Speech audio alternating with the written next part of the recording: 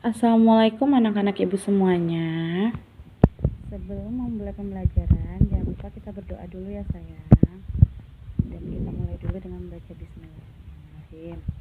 Nah sekarang coba buku-buku pendalaman yang 5F halaman 14. Di situ ada teks tentang alam dan manusia.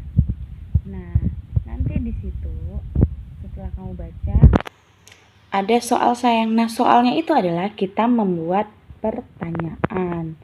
Nah kunci dalam membuat pertanyaan itu ada 5W 1H kalau dalam bahasa Inggris ya, yaitu seperti what, who, where, when, dan lain-lain. Nah kalau di bahasa Indonesia juga sama sayang.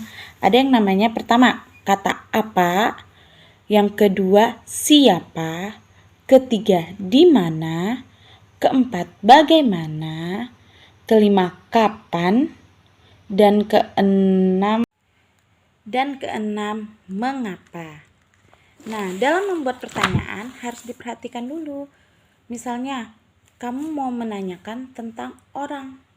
Misalnya ada jawabannya nih. Jawabannya adalah nama dia Ani. Berarti pertanyaannya kita pakai yang mana? Yaitu kita pakai siapa nama dia. Dari jawaban. Jadi kita tahu siapa itu untuk menanyakan orang. Dan di mana untuk menanyakan tempat.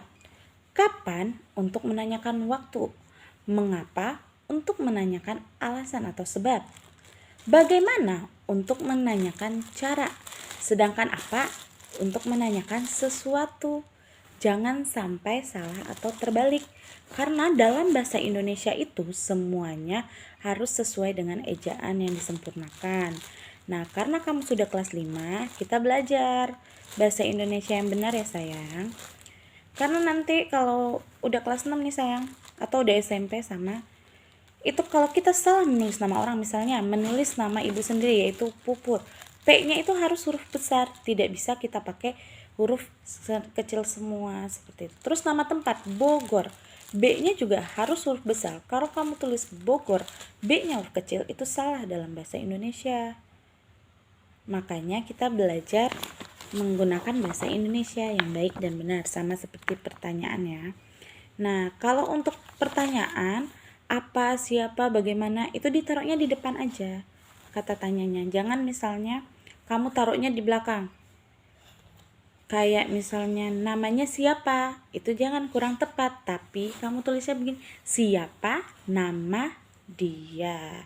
Dan jangan lupa disertain di akhirnya dengan tanda tanya.